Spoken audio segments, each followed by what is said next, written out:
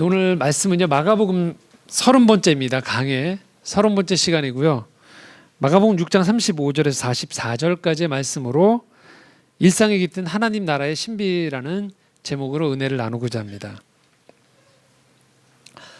이 기독교 신앙의 고백이 있습니다. 내가 믿는 하나님에 대한 고백을 여러 형태로 기독교 전승들이 나누고 있는데요.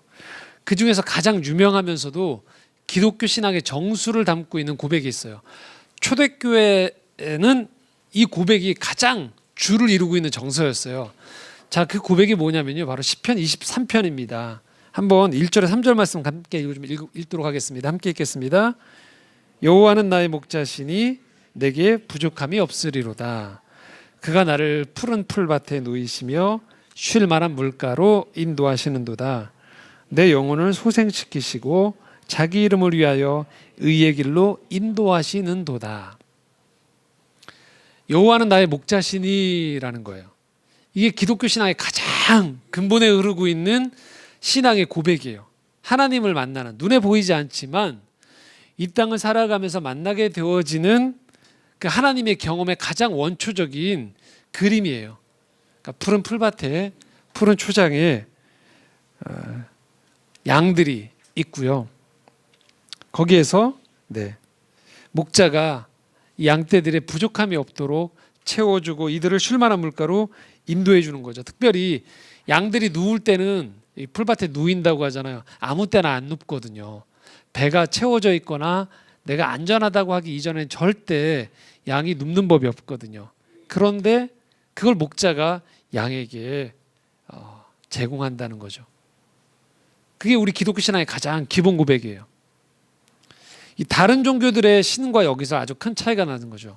다른 종교들의 신은요, 신을 섬기라 이거예요. 그렇지 않으면 너희에게 뭔가 벌을 내리고, 또 신은 그들을 경배하는 쪽과 거리를 두면서 뭔가를 자꾸 요구해요. 그리고 그 요구에 합당할 때 비로소 뭔가를 응답하겠다라는 방식이에요. 물론 이 방식으로 기독교를 믿고 있는 분들도 계세요. 오해입니다. 기독교 하나님은요, 친히 그가 먼저 목자가 되어 주시는 거예요. 사랑해 주시는 거예요. 그리고 그가 지었던 그 피조물들, 양떼의 생명과 평안, 행복을 그분이 책임져 주시는 것, 그것이 출발점이에요. 창세기부터 요한계시록까지 계속 이 말씀이 흐르고 있어요. 아담과 하와가 그래서 범죄했을 때에도 하나님은 아담과 하와에게 가죽 옷을 입혀주세요.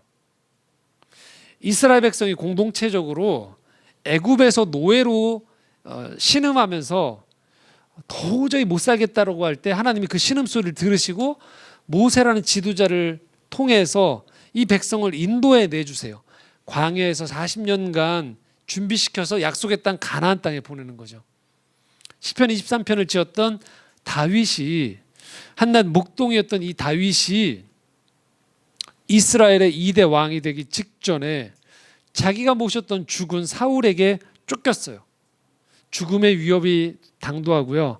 언제 자기가 이 땅에서 먼지처럼 사라져버릴지도 모르는 그 위협에 처했음에도 불구하고 하나님이 그를 마침내 사울을 이어서 이스라엘 역사에서 가장 이상적이라고 했던 그 다윗 왕조를 이룰 수 있는 토대를 만들으셨던 분이죠. 이것이 유대민족이 가지고 있었던 하나님에 대한 이미지였어요. 그들은 하나님을 섬길 때, 그래서 하나님은 두렵거나 심판하시는 이미지가 아닌 그들 안에 흐르고 있는 이미지가, 하나님은 우리의 선한 목자, 광야 같은 이 세상에서 우리의 목자가 되어주신다라는 거예요. 그리고 하나님의 부르심을 받아서 이 땅에 오셨던 독생자 예수 그리스도도 자기 스스로를 소개하실 때 뭐라고 표현하셨냐면요, 나는 목자다, 선한 목자다라고 표현하셨어요. 요한복음 10장 11절 말씀 함께 읽겠습니다. 나는 선한 목자라. 선한 목자는 양들을 위하여 목숨을 버리거니와. 예수님이 자기 스스로를 선한 목자다라고 이야기하고 있는 거예요. 구약에서부터 이스라엘 백성들이 그렇게 알고 있었던 여호와는 나의 목자시니라고 했던 그 고백처럼 예수님이 이 땅에 오셔서 주셨던 그 메시지는 나는 선한 목자다. 하지만 현실은 어떨까요? 예. 지난주에 우리가 나눴던 그 말씀에서 이렇게 표현하고 있었던 거예요. 목자가 없고 이들이 방황하고 굶주렸다는 거죠. 6장 34절인데요. 함께 읽겠습니다. 예수께서 나오사 큰 무리를 보시고 그 목자 없는 양 같음으로 인하여 불쌍히 여기사 이에 여러 가지로 가르치시더라. 큰 무리가 제자들과 예수님께 나왔어요. 근데 이 무리의 상태를 봤는데 예수님이 그 무리를 보면서 와, 사람 정말 많이 온다. 우리 공동체 이제 되는구나. 뭔가가 되는구나 라고 하는 게 아니에요. 무리가 많음에도 불구하고 그 무리들 속에서 이 무리들을 먹이고 인도하고 보호해 줄 목자가 없구나라는 걸 예수님이 보셨던 거예요. 이 땅 가운데 선한 목자가 없구나.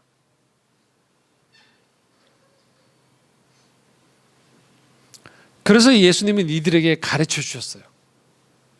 영적으로 그들의 내면과 지식을 채워주신 거죠. 하지만 선한 목자는 단순히 어느 특정한 한 부분만을 채우는 게 아니라는 거예요. 선한 목자의 진정한 관심사는 그 양떼가 영적으로나 육적으로나 온전히 풍성해지고 풍요로워져서 영혼 깊은 곳에서 그의 삶의 형편 가운데에서 안전함을 누리도록 만드는 것이 선한 목자의 진정한 바람이거든요.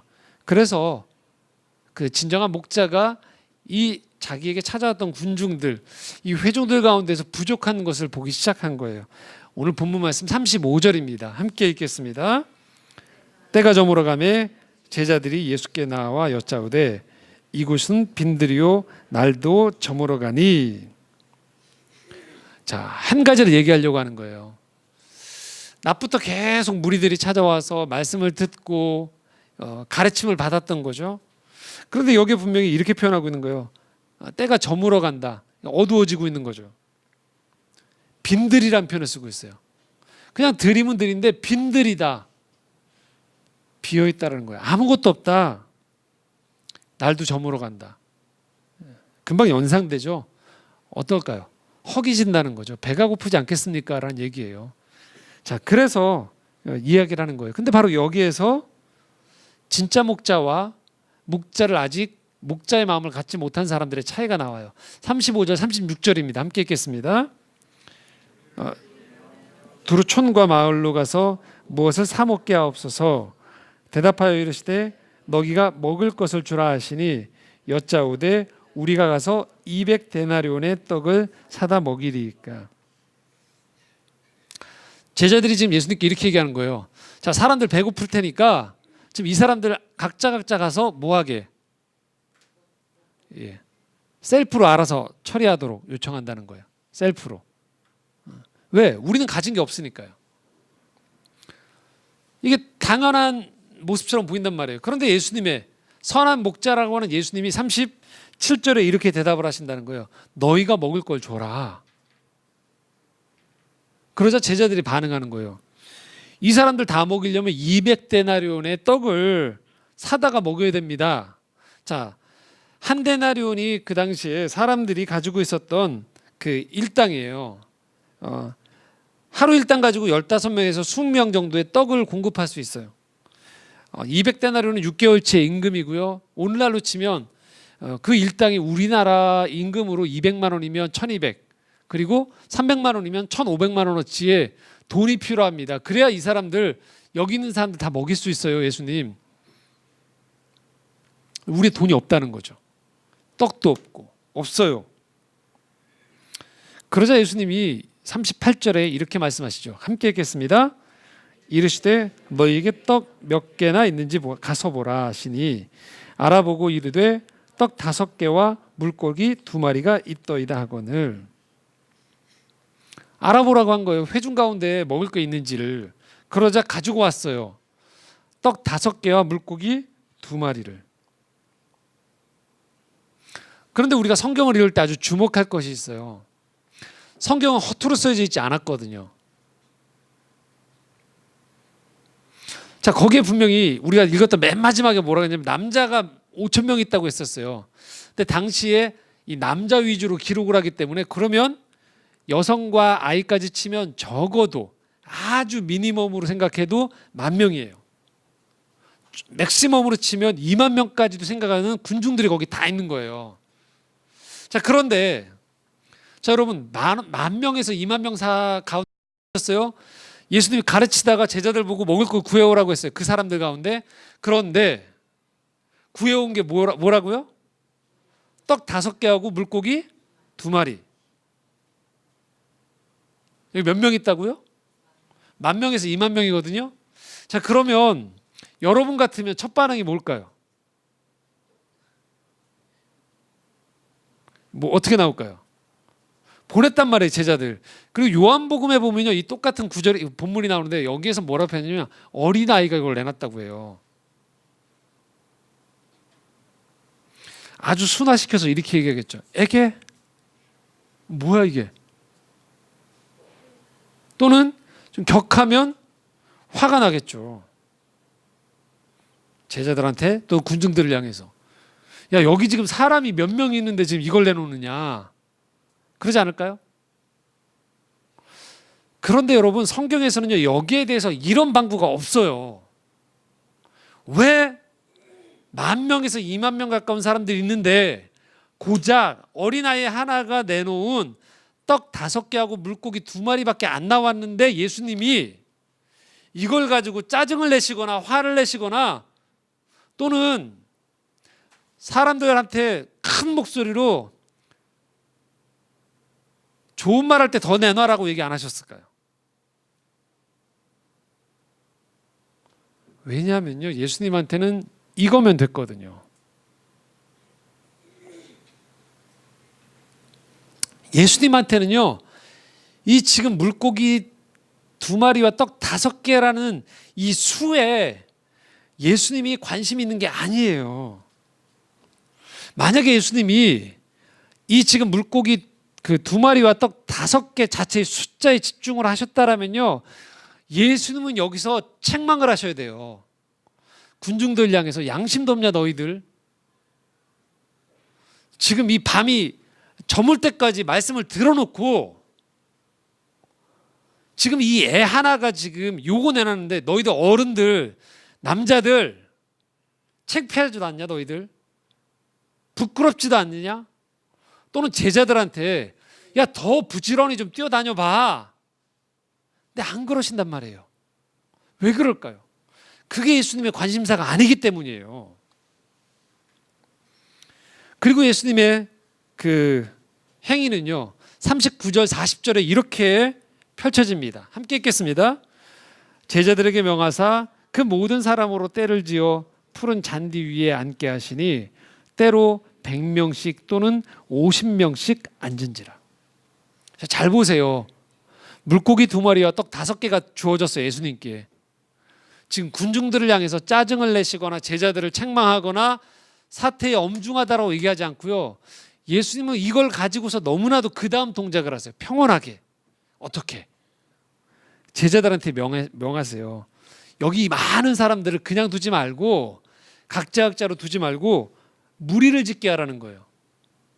그러면서 100명씩 또는 50명씩 무리를 짓게 만들라는 거예요. 그리고 성경에는 39절에 보면 성경 기자가 놓치지 않고 이렇게 표현하고 있어요. 이 사람들이 앉은 곳이 뭐라고요? 어떤 잔디? 방금 전에 제자들이 얘기할 때 뭐라고 했냐면 여기를 뭐라고 바라봤을까요? 빈들이라고 바라봤어요. 근데 예수님의 눈에는 여기가 지금 뭘로 보이는 거예요? 푸른 잔디, 푸른 초장이에요. 제가 서두에 읽었었던 시편 23편처럼 목자 입장에서는 이곳은 이 양떼를 먹일 푸른 초장으로 보이는 거예요. 그리고 그분은 아주 평온하게 50명, 100명 단위로 사람들이 둘러앉도록 하신 거예요. 뻔히 아시는 거예요. 사람들이 만약에 여기서 먹을 것이 발생하면 제자들도 힘들어요. 하나하나 나눠주려면요. 또 사람들이 우르르 몰려나오기도 이게 얼마나 혼비백산할까 아시는 거예요. 그래서 무리를 지어놨어요. 그리고 제자들을 통해서 뭐예요? 배분하시는 거예요. 물론 제자들도 10,000명, 20,000명의 사람들한테 하나하나 다 주는 방식이 아니고 어떻게 했겠어요? 무리가 있으니까. 주님께 받은 음식을 뭐 할까요? 한 그 공동체 무리들에게 주면 돼요. 그러면 어떻게 할까요? 그 제자들을 통해서 그 음식을 받았던 그 무리의 첫 번째 사람이 다시 뭐 할까요? 나머지 사람들에게 나누기 시작하는 거예요.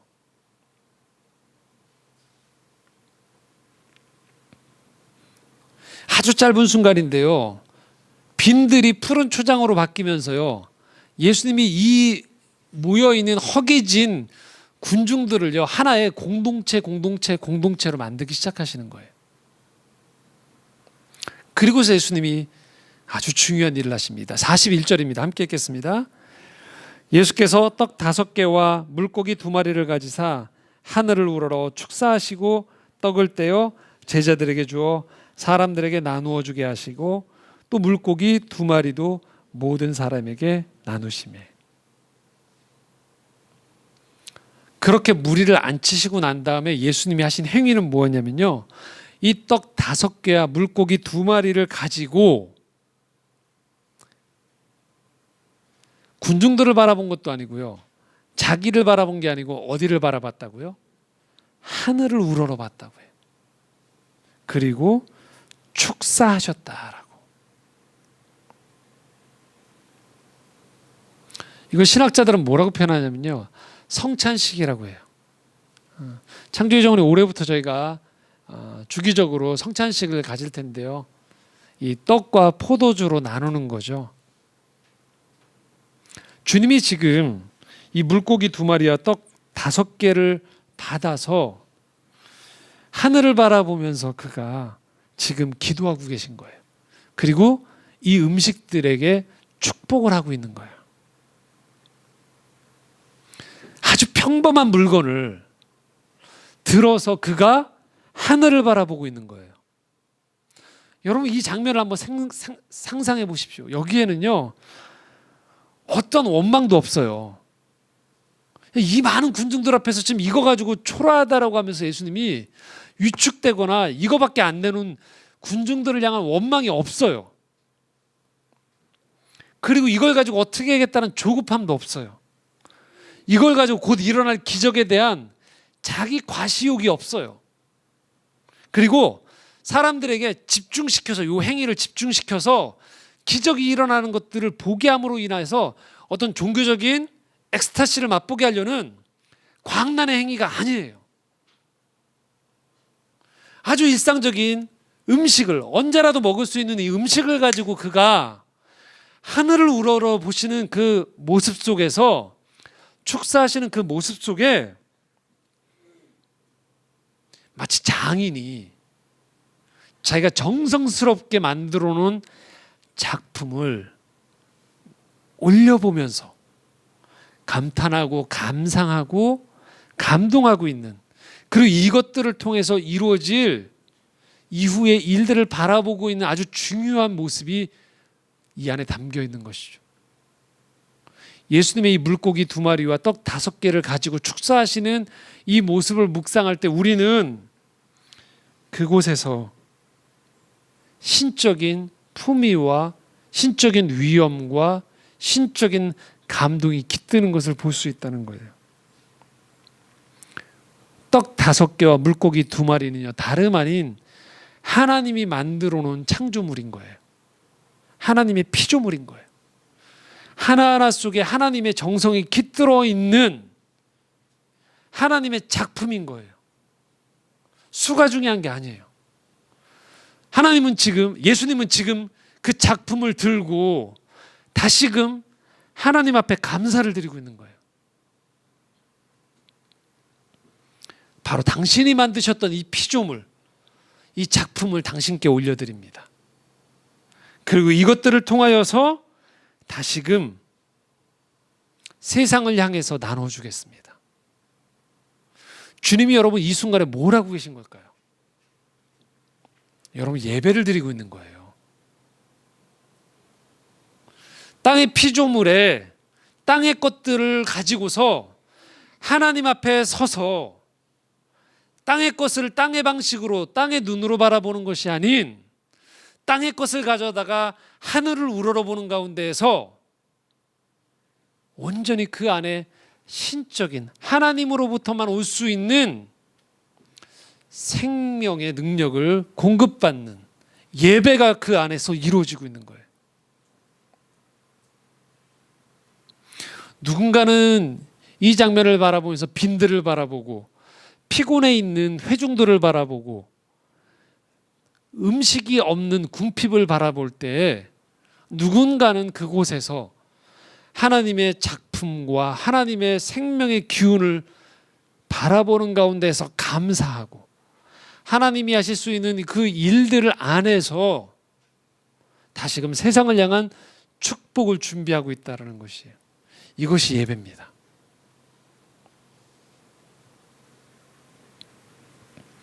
이곳에 창조의 정원의 주일 예배, 이곳에 얼마나 많은 사람들이 모여 있는 것이 중요한 게 아니에요. 하나님의 피조물인 여러분 한 사람 한 사람이 주님 전 앞에 나와서 그분 앞에 하늘을 우러러보는 가운데에서 하늘에서부터 내려지는 그 은혜와 능력과 생명을 우리 것으로 다시금 공급받는 거예요. 그리고 이것을 가지고 세상을 나아가는 것, 그것이 예배예요. 그것이 세상 누구도 경험할 수 없는 오로지 하나님과의 만남 안에서만 이루어질 수 있는 신비인 것이죠. 더더군다나 이곳에 주님은 회중들을 바라보실 때 회중들, 그곳에 모여있는 사람들의 상태가 수준이 어떤지를 알고 계셨다는 거예요. 그들은 대체로 가난했어요. 그들은 대체로, 그리고 그들 가운데 몇몇은, 아니 어쩌면 절반 이상의 사람들은 대단히 이기적인 거죠. 대단히 그들은 자기 것을 챙기기 급급한 사람들이었어요. 내놓으면 내 것이 없어진다라고 위축되는 사람들인 건 아셨던 것이죠. 어차피 여기에 있는 사람들이 몇몇이 선의를 가지고 음식을 내놔봤자 그걸 가지고 전체 여기 있는 전체 사람들을 먹이지 못할 것, 불가능하다 할 것을 주님은 알고 있었던 거예요. 빵 몇 개가 더 나온다고, 물고기 몇 마리가 더 나온다고 여기 있는 사람들이 애당초 배불리 먹을 수 있는 것이 아니라는 것을 주님이 알고 계셨다라는 거예요. 그래서 그 알고 계신 분이 우리의 선한 목자가 되신다는 거죠. 다시 요한복음 10장 14절 15절 우리에게 그래서 주님은 이렇게 말씀하십니다. 함께 읽겠습니다. 나는 선한 목자라. 나는 내 양을 알고 양도 나를 아는 것이 아버지께서 나를 아시고 내가 아버지를 아는 것 같으니 나는 양을 위하여 목숨을 버리노라. 주님은 우리를 아세요. 우리의 부족함을 안다는 거예요. 그래서 양떼로 살아가는 우리는 땅의 시선으로 세상을 바라보잖아요. 그러면 사실 늘 부족해요. 여러분 다 학창시절을 경험해 보셨죠? 여기 지금 학생들도 있는데요. 학생들의 공통된 고백이 있어요. 뭘까요? 다음 날이 시험을 치는 날이에요. 그러면 시험 전날 되면 꼭 드는 생각이 뭘까요? 하루만 더 있었으면. 이게 학생들의 공통된 생각이에요. 하루만 더 있으면 내가 정리할 수 있는 거예요. 하루만 더 있으면 내가 정리를 완벽하게 할 수 있는 거예요. 꼭 며칠이 더 필요할까요? 하루예요, 하루. 장사를 하면요, 꼭 얼마가 모자라 보여요. 한 사람이 더 부족해 보여요. 조금만 더 자본이 더 있었으면, 항상 그래요. 행사를 해보세요, 여러분. 어떨까요? 예, 꼭 모자라요, 뭐가. 재정이 모자라든지 사람이 모자라요, 꼭. 저도 행사를 많이 해봤는데요. 단 한 번도 행사를 준비하면서 정말로 풍족합니다. 사람 넘치고요, 재정 풍부하고요, 시간 풍성해요. 단 한 번도 없었어요.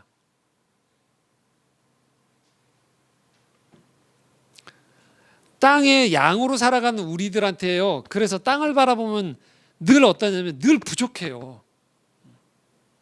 여기 있는 분들 한 분 한 분이 다 얘기해 보세요. 지난 한 주 어떠셨어요? 차고 넘치고 풍족했어요. 더 바랄 게 없어요? 얘기하는 분 있을까요? 예, 단 한 분도 없어요. 계속 뭔가가 부족하죠. 사람이 부족하든 시간이 부족하든 건강이 부족하든 뭔가 내가 생각하는 방식이 채워지지 않은 것들에 대한 늘 결핍이 있어요. 그게 우리예요. 그런데 주님은 이런 우리를 알고 계세요. 주님을 만난다는 게 뭘까요? 이 부족함의 세상 속에서 땅의 방식이 아닌 빈들의 방식이 아니요 푸른 초장에 그 은혜가 우리 가운데 임하는 걸 말하는 거예요. 지금 이 오병이어의 기적 사건은요 이걸 보여주고 있는 거예요. 주님이 우리 가운데 찾아오실 때 어떤 일이 벌어지는가를 보여주고 있는 거예요. 42절 44절까지 함께 읽겠습니다. 다 배불리 먹고 남은 조각과 물고기를 12바구니에 차게 거두었으며 떡을 먹은 남자는 5,000명이었다. 주님이 축사하시고 나눠주기 시작하셨어요. 자, 성경의 관점은요 지금 과정에 있지 않아요. 결론에 있어요. 다 차고 넘쳤대요. 분명히 방금 전까지 빈들였고 어둑어둑해지고 사람들은 배고팠다고 했고 나온 것은 떡 5개와 물고기 2마리였는데요. 주님이 축사하시고 난 다음에 주님의 만남과 주님이 이 문제에 개입하시기 시작하자 어떤 일이 벌어졌냐? 다 배불리 먹었대요. 거기 있는 사람들이 다. 떡이 남았대요. 얼마나? 12바구니에 차게 넘쳤다는 거예요. 떡을 먹은 남자가 5,000명. 술을 얘기하기 시작해요. 그제서야. 가려져 있지만 여자 아이까지 포함하면 10,000명, 15,000명, 20,000명이 될 수 있다는 거예요. 한마디로 이렇게 말하는 거예요. 풍성했다는 거예요. 차고 넘쳤다. 이렇게 말하는 거죠. 부족한데 남는다는 거예요. 약한데 강한다는 거예요. 모자란데 부족함이 없다는 거예요. 더. 이건 땅의 방식이에요. 언제나 모자라요. 하늘의 방식은 뭐냐면요. 지금 있는 걸 내놓는 거예요. 지금 우리에게 있는 것들을 하늘로 올려드리는 거예요. 지금 내 손에 있는 것, 내가 가지고 있는 것, 내 옆에 있는 사람들, 내게 주어진 하루라는 시간, 그걸 하나님께 올려드리는 거예요. 그때 하늘의 풍요로움이 우리에게 찾아오기 시작한다는 거예요. 그게 하늘의 뜻이 땅에서도 이루어진 같이. 하나님은 오늘도 여러분의 삶을 풍요롭게 채워주기 원하세요. 하늘의 방식으로. 여러분의 방식으로 더 많은 떡, 더 많은 사람들이 내놓는 방식이 아니에요. 너한테 있는 게 뭐냐? 그걸 가지고 나한테 가져오기 시작할 때 나의 방식으로 네 삶에 풍요로움을 더하시겠다라고 이야기하시는 거예요. 여기 아주 중요한 법칙 한 가지가 더 있습니다. 그것은요. 그런데 하나님이 다 안 하신다는 거예요.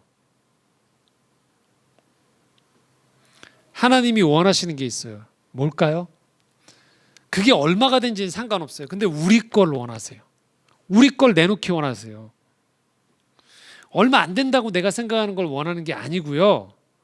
얼마 안 된다고 생각하지만 그것을 내놓는 그 마음과 행위를 주님이 받아 하신다는 거예요. 연락하신다는 거예요. 그리고 그걸 가지고 일을 하신다는 거예요. 우리는 말을 해요. 주님 200데나리온이 없다니까요. 6개월치 임금이 없다니까요. 사람이 없다니까요. 이 사람들이 다 착한 사람들이 아니라니까요. 근데 주님은 말씀하세요. 아니 너 있는 거 내놓으라니까. 그게 여러분의 은사가 됐든 건강이 됐든 여러분에 있던 어떤 가능성이 됐든 꿈이 됐든 하나님은 그걸 가지고 일하기 원하시지 없는 것 가지고 일하는 게 아니라는 거예요. 우리의 것이에요. 여러분의 것. 절대 하늘에서 그냥 툭 던져주지 않는다는 거예요. 그래서 우리 걸 내놓으려면 필요한 게 있어요. 어린아이의 마음이에요. 그때 이 오병이어를 내놨던 어린아이는요. 이런 계산 안 했어요. 이거 내놨는데 다른 사람 안 내놓으면 나만 손해 아니야? 또는 이거 내놨는데 이거 가지고 누구 코에 붙여? 누가 먹어 이거? 아, 이거 내놓으면 나 저녁에 못 먹는데 어른들이 다 뺏어가는 거 아니야? 이런 계산이 아니었어요. 제자들이 음식이 없습니까? 여러분들 중에 할 때 뭐예요? 그렇지, 나한테 있지. 그리고 뭐 할까요? 그걸 내놓은 거예요. 순전하고 즐거운 마음으로 내놓은 거예요. 하나님 안에서 살아간다는 건 뭘 말하냐면요, 여러분이 가지고 있는 걸 주님과 함께 내놓으면서 살아가는 걸 말하는 거예요. 없는 거 얘기하지 않아요. 즐겁게 하시면 되는 거예요. 비교하는 게 아니에요. 그냥 여러분의 기쁨, 할 수 있는 정도를 가지고서 일하고 나누시면 된다는 거예요. 그리고 여기 아주 더 중요한 사실이 있습니다. 그것은요, 공동체가 그래서 필요하다는 거예요. 제가 종종 쓰는 표현이 있거든요. 신앙 공동체한테 이렇게 얘기합니다.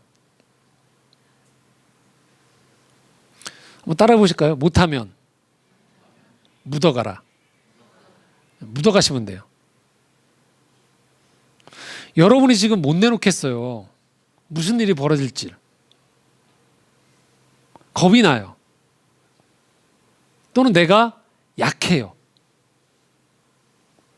힘들어요. 지쳤어요. 뭔지 잘 모르겠어요. 그럼 뭐 하시면 될까요? 묻어. 그냥 빈들이 앉아 계시면 돼요. 그럼 다른 사람이 알아서 내놔요. 그럼 같이 드시면 돼요. 그게 공동체예요. 꼭 여러분들이 다 내놔야 된다고 얘기 안 하셔도 돼요. 주님이 지금 안 내놨던 사람들을 가지고서 막 책망하시는 게 아니에요. 여러분이 줄 수 있으면 주시면 돼요. 근데 여러분이 주려고 그러는데 손해보는 것 같다 그러면 뭐 하시면 돼요? 그냥 내놓지 마세요. 아직 안 내놓으셔도 돼요. 근데 누군가는 어린아이 같은 마음으로 내놓는 사람이 있단 말이에요. 그래서 억지로 하지 마세요. 괜히 하시다가 힘들 것 같으면 하지 마세요. 힘들어도요, 누군가는 즐거워하는 사람이 있어요. 노래 부르는 사람이 있어요. 위선이 아닙니다. 다른 사람 탓하지 않으면서요, 이것이 얼마나 큰 비밀을 안고 있는지를 아는 사람은요, 기꺼이 그 일을 하는 거예요. 그게 하나님 나라 일하는 방식이에요. 그래서 헌신하면 헌신할수록 건강하고 성장하고 풍요로운 공동체는 어떠냐면요, 헌신하는 사람들이 이렇게 생각하는 거예요. 헌신 안 하는 사람들을 보면서요, 이 헌신의 기쁨 맛보았으면 좋겠는데, 근데요, 힘들어지는 공동체는 어떤 줄 아세요? 이건 거예요. 왜 나만 할까? 왜 쟤는 안 하지? 손해보는 것 같은 거죠. 그럼 하지 마세요. 괜찮습니다. 그게 공동체예요. 고린도후서 9장 6절에서 8절, 그래서 우리에게 이렇게 말씀합니다. 함께 읽겠습니다. 이것이 곧 적게 심는 자는 적게 거두고 많이 심는 자는 많이 거둔다 하는 말이로다. 각각 그 마음에 정한 대로 할 것이요 인색함으로나 억지로 하지 말지니 하나님은 즐겨내는 자를 사랑하시느니라. 하나님이 능히 모든 은혜를 너희에게 넘치게 하시나니 이는 너희로 모든 일에 항상 모든 것이 넉넉하여 모든 착한 일을 넘치게 하게 하려 하심이라. 이게 하나님 나라 일하심이에요. 기독교 2000년은요 이렇게 온 거예요.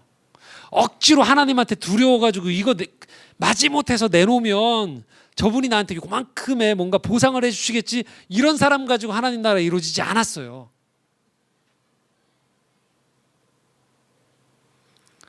하나님은 그 은혜를 생각하면서 드렸어요. 근데요, 더 드릴 게 없나 하는 사람에 의해서. 근데 그것도 언젠가 저분이 뭔가를 기브 앤 테이크니까 주시겠지의 방식이 아니고요, 안 주셔도 괜찮습니다, 이 자체가 기쁨입니다 했던 사람들에 의해서 하나님 나라가 이루어졌던 거예요. 복음이 그렇게 우리나라에 들어온 거예요. 선교사님들에 의해서. 오늘도 이 땅에 교회가, 수많은 교회가 세워졌던 건요, 하나님하고 거래했던 사람 때문에 주어진 나라가 아니에요. 교회가 그렇게 세워지지 않았어요. 밤에 더 성전에 기도해도요, 더 기도를 통해서 이 교회가 세워져야 된다는 생각들, 그분들의 기도 때문에 세워진 거고요. 잠을 줄여가면서 기도했던 분들, 그리고 내 것들을 기꺼이 포기하면서 물질을 내놨던 분들에 의해서, 몸으로 봉사했던 분들에 의해서, 누군가를 위해서 희생하고 섬겼던 분들에 의해서, 근데 그분들이 이게 아까운 게 아니고요, 이것이 얼마나 큰 기쁨인지 알았던 분들에 의해서 하나님 나라가 이루어졌던 거예요. 그걸 보면 사람들이 왜 저 사람들이 저러지? 왜? 뭔가 저 뒤에 꼼수가 있을 거야. 계산이 있을 거야. 저들이 믿는 신이 어딘가에서 분명히 저 방식으로 저 사람들하고 뭔가 거래를 하고 있을 거야. 그런 방식으로 하는 나라가 이루어지지 않았어요.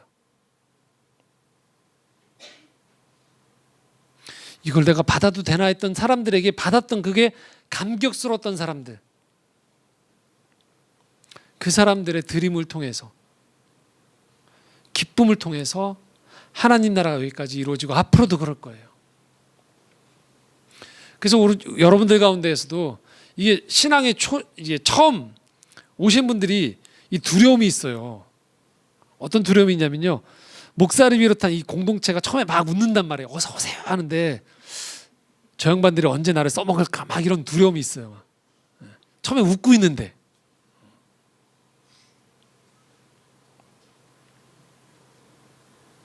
모르겠습니다, 다른 데는.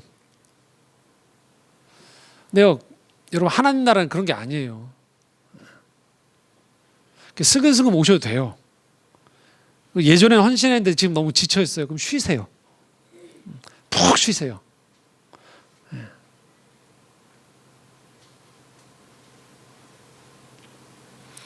그리고 다른 사람들을 통해서 이 기적이 일어나는 걸 여러분 경험해 보세요. 그렇구나. 하나님 그렇게 먹여주시는구나. 내 거 안 내놨는데, 내 거 이렇게 살짝 넣어놨는데 집에 가서 나 혼자 먹으려고. 가지고 계세요. 괜찮아요.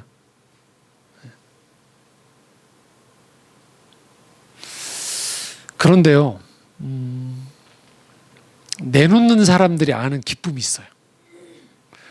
이 빈들에 15,000명, 20,000명이 있다 칩시다. 그런데요, 저 뒤에 있는 사람들 안 보이잖아요.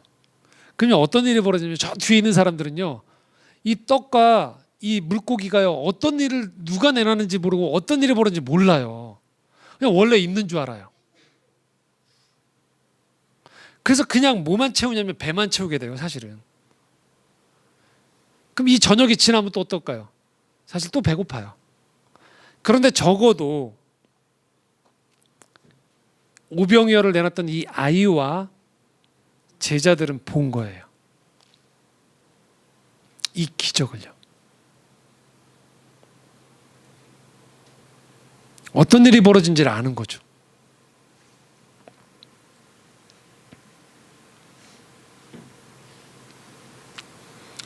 그래서 헌신하고 드린다는 것은요, 그 사람만이 알 수 있는 은혜가 있는 거예요. 교회 봉사하면 아는데요, 저도 해보니까 예전부터 그런 게 있더라고요. 왜 찬양팀 앞에서 막 쓰잖아요. 그러면 저도 예전에 그 생각했었거든요. 아, 연기 아닌가 저 사람들, 이렇게 생각했어요. 근데 희한하게 시간을 들여서 연습하고 앞에 쓰잖아요. 그러면 그 사람들만이 알 수 있는 그 하나님이 만져주시고의 그 은혜가 있어요. 희한해요. 어떤 봉사를 하잖아요. 수련회를 준비하고 또 어떤 아웃리치를 가고 선교를 가잖아요. 그러면 그냥 얼떨결에 막 거기 관광처럼 따라온 사람들이 모르는, 이게 될까 안 될까 막 고민하고 준비하는 과정에 싸우고 했던 사람만이 알 수 있는 감격이 있어요.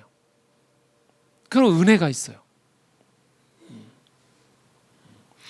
저도 많은 캠프를 준비하고 수련회 준비해봤는데요, 희한하게요, 수련회 전날 되면 꼭 우울해지더라고요. 잘 될까 하고 막 걱정되고요. 그래서 2박 3일 3박 4일 끝나고 나면요, 끝나고 나서 집에 와서 이렇게 저녁에 잠자리 들 때요, 굉장히 어디 누구랑 얘기할 수 없는 평온함이 밀려오는 걸 경험했었어요.